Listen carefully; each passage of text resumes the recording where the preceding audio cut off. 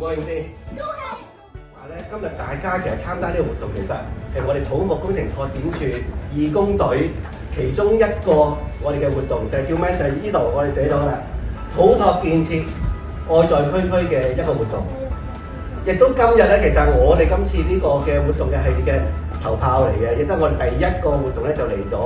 我哋T2主幹路啦、茶果嶺隧道嘅呢一個社區聯絡中心。咁點解我哋會有呢一個嘅活動嘅構思咧？其實頭先大家咧亦都見到啊，土木工程拓展處係咪喺全香港唔同嘅地方都有好多唔同嘅工程項目啦，有好多唔同嘅建設噶嘛。咁其實咧，我哋唔同嘅工程項目喺全香港唔同地區都有呢一啲嘅社區聯絡中心嘅。咁其實我哋義工隊都希望就透過我哋去唔同嘅 NGO 啦，介一啲朋友仔啦，或者係一啲其他嘅朋友一齊過嚟唔同嘅一啲嘅社區聯絡中心咧，就去了解一下，其實我哋土木工程發展處係為咗我哋香港啦，其實